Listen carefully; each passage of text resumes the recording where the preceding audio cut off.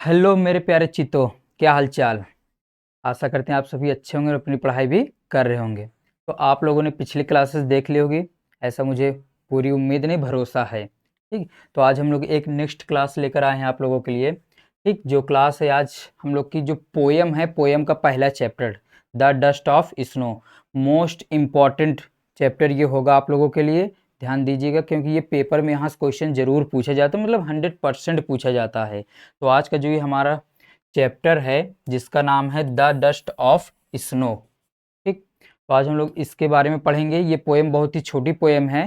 मान लो केवल 8 लाइन की ये पोएम होगी। 8 लाइन की ये पोएम है जिसमें से 4 लाइन आपके एग्जाम में आता है। 3 नंबर का 4 लाइन की पोएम आपके एग्जाम में 100% फिक्स है आना। ठीक, इसलिए मैंने यहाँ पर क्या लिखा हुआ है, सीधा पेपर में मिलेगा, मतलब डायरेक्ट। ठीक, इसलिए ध्यान देना, इस पोएम को बहुत ही ध्यानपूर्वक पढ़ना और समझना है। ठीक, बिल्कुल भी मिस मत करना। तो और देखते हैं यहाँ पर आज का हमारा क्या है पोयम। ठीक, आज की पोयम क्या है, ध्यान से देखना ये। ठीक, बहुत ही सुंदर इमेज के साथ मैं आप लोगों के लिए पोयम लेकर आया हुआ। ठीक, देखो क्लास आपको कितनी प्यारी क्लास मिल रही होगी, समझ में आ रहा है ना।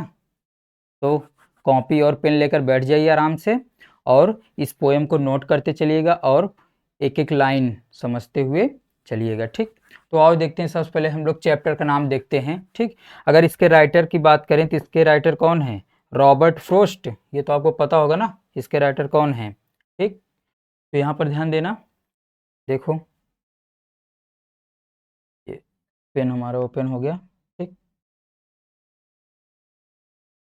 तो पोयम का नाम क्या है, द डस्ट ऑफ स्नो। देखो डस्ट मतलब जानते हो धूल या कण। ठीक, डस्ट मतलब क्या होता है, धूल या कण। ठीक, फिर से मैं लिख देता हूँ। देखो द डस्ट ऑफ स्नो, ये हमारी पोयम है। यहाँ पर डस्ट का मतलब देखें तो इसका मतलब होता है धूल या कण बोल सकते हो। ठीक, धूल या कण, ये हमारा किसका मतलब होता है, डस्ट। मतलब ऑफ का जानते हो, ऑफ मतलब का, की, के, तीनों होते हैं। ठीक, ये डिपेंड करता है कहाँ पर कैसा यूज करना है। स्नो मतलब जानते भी हो, बर्फ। स्नो मतलब बर्फ होता है। ठीक, ध्यान देना, स्नो मतलब बर्फ। सारी चीजें क्लियर है। अब देखो, देखना क्या मतलब क्या है, द डस्ट ऑफ स्नो मतलब बर्फ के कण या बर्फ की धूल, ऐसा बोल सकते हो। ठीक, जैसा कि आपको यहाँ पर स्क्रीन में दिखाई दे रहा है ना। ठीक, ध्यान से ये देखो, ये बर्फ है, ये बर्फ के टुकड़े। ठीक, ये देखो ये बर्फ के टुकड़े हैं। ठीक, समझ में आ रहा है ना, क्लियर दिखाई दे रहा है ना। मजा आ रही है ना क्लास में। आप लोग वीडियो को शेयर कर दीजिएगा और चैनल पर नए तो सब्सक्राइब जरूर करिएगा और लाइक करके अपनी प्रेजेंटी दे दीजिएगा। ठीक, तो देखते हैं अब हम लोग पोयम को, क्या है पोयम। ठीक, स्टार्टिंग से समझते चलना, इसलिए मैं आप लोग के लिए इमेज लेकर आया हूँ। ठीक, इमेज आप लोगों के लिए मैं यहाँ पर लेकर आया हूँ पीछे। ठीक, ताकि आप लोगों को बहुत ही आसानी से समझ में आ जाए और सारी चीज़ें एक बार में क्लियर हो जाएं। ठीक, तो वीडियो को अपने फ्रेंड्स के साथ जरूर शेयर कर देना। ठीक, और देखते हैं। देखो लिखा क्या है, the way a crow shook down on me the dust of snow from a hemlock tree. ठीक, ध्यान समझना। देखो हेमलॉक ट्री मतलब क्या होता है, धतूर का पेड़। इसका मतलब क्या होता है, धतूर का पेड़। हेमलॉक ट्री मतलब धतूर का पेड़। ठीक, देखो फ्रॉम अ हेमलॉक ट्री, धतूर का पेड़। आप लोग गांवों में देखे होंगे ना, एक धतूर होता है जो ऐसे गोला गोला सा होता है जिसमें कांटे टाइप से निकले रहते हैं। ठीक, और लंबे लंबे उसमें फूल रहते हैं। मतलब ऐसा मान सकते हो कि महाशिवरात्रि पर उसको भगवान को चढ़ाया भी जाता है, शंकर भगवान को। मतलब वो विषैला होता है। कैसा होता है, विषैला। बट उस इसमें ऐसा नहीं दिया गया है, तो आप लोग बस एक इमेजिन कर सकते हैं कि विषैला पेड़ होता है ये। तो इस तरीके से। ठीक, तो आओ हम लोग इसको और अच्छे से देखते हैं अब। ठीक, स्टेप वाइज। ठीक, ध्यान समझना।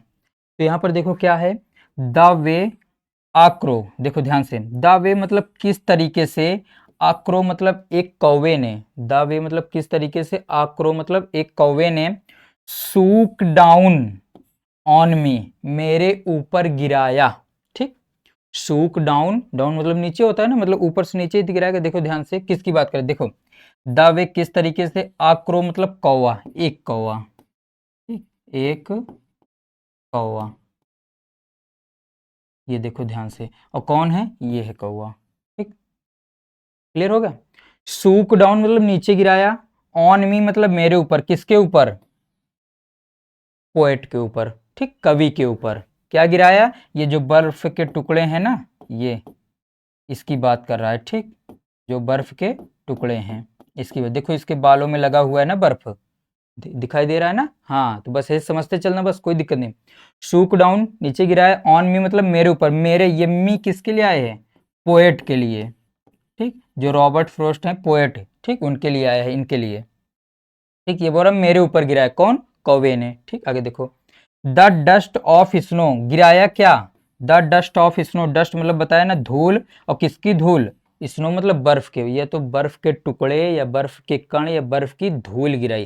देखो इस पोयम का थोड़ा सा मैं आपको ओवरव्यू दे देता हूं अभी बीच में ही। देखो, कवि किसी बात से परेशान था, कवि क्या था, किसी बात से परेशान था, और वो आकर एक पेड़ के नीचे बैठ जाता है, और बर्फबारी होती रहती है, और उसी पेड़ की पत्तियों पर, जैसे आपको दिखाई दे रहा है ना, ढेर सारे बर्फ के टुकड़े चिपके होते हैं, लदे रहते हैं, और वहीं पर जब एक कौवा आके बैठेगा, ठीक, तो जब बैठेगा तो थोड़ी सी डाल या पत्तियां जो क्या होंगी, हिलेंगी, थोड़ी सी डाल या पत्तियां क्या होंगी, वो हिलेंगी। जब वो हिलेंगी तो क्या होगा, बर्फ नीचे गिरेगा, बर्फ नीचे गिरेगा, जाहिर सी बात, जैसे आप लोग बरसात में देखते हो ना, मजा खूब आती है, कैसे, बरसात में पानी बरस के बंद हो गया, अब पेड़ों की पत्तियों पर पानी क्या है, चिपके हुए हैं, तो ऐसे क्या करते हो कि आप आगे निकल जाते हो, और जो आपके पीछे आपका दोस्त रहता है ना, वो क्या होता है, भीग जाता है, आप पेड़ से हिला के और आगे भाग गए, तो जो आपके पीछे आपका फ्रेंड था उसके ऊपर क्या हुआ, पानी गिर गया, भीग गया।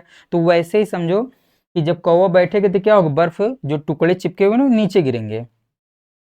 तो यही बात थी, ठीक, ध्यान से सुनना। देखो, तो क्या हुआ, the dust of snow from a hemlock tree, ठीक, फ्रॉम अ हेमलॉक, फ्रॉम मतलब से, फ्रॉम मतलब क्या होगा, से, ठीक, ए मतलब एक, हेमलॉक ट्री तो पेड़ बता ही दिए। फिर से देखो, द वे मतलब किस तरीके से, आक्रो एक कौवे ने, सूक डाउन नीचे गिराया, ऑन मी मतलब मेरे ऊपर, क्या गिराया, द डस्ट ऑफ स्नो बर्फ के धूल को, ठीक, कहाँ से, फ्रॉम अ हेमलॉक ट्री, यहाँ से, ठीक। ये देखो किस तरीके से, ध्यान सुनना क्या बात है यहाँ पर, देखो ध्यान से, ठीक, देखो किस तरीके से एक कौवे ने नीचे गिराया, किस तरीके से एक कौवे ने नीचे गिराया, ठीक, ऑन मी मतलब मेरे ऊपर, द वे आक्रो किस तरीके से कौवे ने सूक डाउन ऑन मी मेरे ऊपर मतलब नीचे मेरे ऊपर गिराया, द डस्ट ऑफ स्नो क्या, बर्फ के टुकड़ों को, कहाँ से, फ्रॉम हेमलॉक ट्री, यही तो है ना हेमलॉक ट्री, यहीं से नीचे गिराया।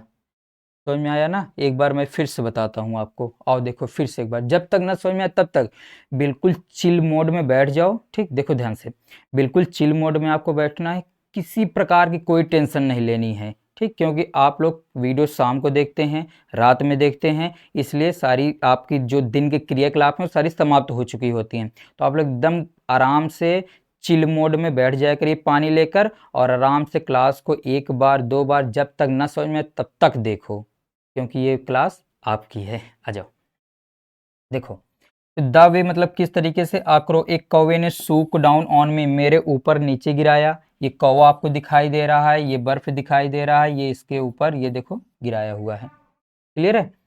द डस्ट ऑफ स्नो क्या गिराया, बर्फ की धूल को गिराया, कण को गिराया, कहाँ से, फ्रॉम अ हेमलॉक ट्री, कहाँ से, एक धतूरे के पेड़ से, एक धतूरे के पेड़ से, या इस यही जो पेड़ आपको दिख रहा है ना, इसी से नीचे गिराया, ठीक। तो यहाँ तक सारी चीजें क्लियर हो गई ना। अब देखते हैं हम लोग नेक्स्ट क्या है, ठीक, इसके आगे फोर लाइन, ये फोर लाइन आपको कंप्लीट समझ में आ गई होंगी। अब नेक्स्ट फोर लाइन देखते हैं क्या है, ठीक। वीडियो अच्छी लग रही है, मैं बार बार यही कहूँगा, वीडियो आप लोग खूब शेयर करिए अपने फ्रेंडों के साथ, क्लासमेट्स के साथ, जितने भी लोग हैं सबके साथ इस वीडियो को शेयर जरूर करना है। और इसकी शॉर्ट क्लिप आप लोग अपने, या इसी का स्टेटस लगा सकते हो व्हाट्सएप पर, या आप इंस्टा की स्टोरी पर लगा सकते हैं, ठीक, तो वहाँ भी आप लोग को ठीक रहेगा। तो अब देखते हैं नेक्स्ट फोर लाइन हमारी क्या है। अब देख लेना, मार्केट में ऐसी क्लासेस आने वाली हैं, कॉपी होने वाली है, आपको पता है ना, क्योंकि बहुत मेहनत करके ये क्लासेस बनाई जाती हैं, इस तरीके से डिजाइन करना, कलर देना, सारी चीज़ें, ठीक। तो देखते हैं, बट टेक्निकली आपका फ़ायदा होना चाहिए, बस मेन पर्पज़ ये है। और देखते हैं फिर क्या हुआ, काम हो गया ना, मतलब बर्फ इसके ऊपर गिरा दिया है, ठीक, कौवे ने। अब देखो उसके बाद होता क्या है, लेखक तो परेशान था, ठीक, ध्यान से सुनना क्या होता है। हैज गिवन माई हर्ट, ठीक, हैज गिवन मतलब देखो, वैसे तो गिव मतलब होता है देना, आपको पता है, गिव, गेव, गिवन देना होता है ना, ठीक, लेकिन यहाँ पर उसका हमें भावार्थ समझना है, ठीक। देखो पोयम और जैसे प्रोज की स्टोरी जो पढ़ते हो और पोयम में जो पढ़ते हो उसमें डिफरेंस होता है, आपको पता है ना। यहाँ पर जैसे हम लोग हिंदी में गद्य पद्य पढ़ते हैं भावार्थ निकलता है, वैसे हमें यहाँ पर समझना पड़े।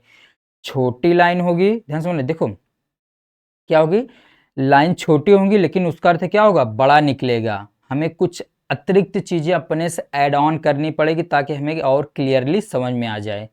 क्लियर है ना, तो और देखते हैं। तो देखो बर्फ गिर गई, अब क्या हुआ, हैज गिवन माई हर्ट, जिसने मेरे हृदय को a change of mood, mood मतलब होता है मनोदशा, मूड मतलब क्या होता है, मनोदशा, तो ऐसे समझ सकते हो। देखो हर्ट मतलब हृदय, हर्ट मतलब क्या होगा, हृदय, ठीक, और माई मतलब मेरा जान, देखो तो आज चेंज ऑफ मूड, ठीक, चेंज मतलब क्या होता है, बदलना, आपको पता है ना, चेंज मतलब बदलना, ठीक, चेंज मतलब क्या होता है, बदलना। देखो हैज गिवन माई हर्ट, जिसने मेरे हृदय के क्या, आ चेंज ऑफ मूड, मनोदशा को बदल दिया, ठीक।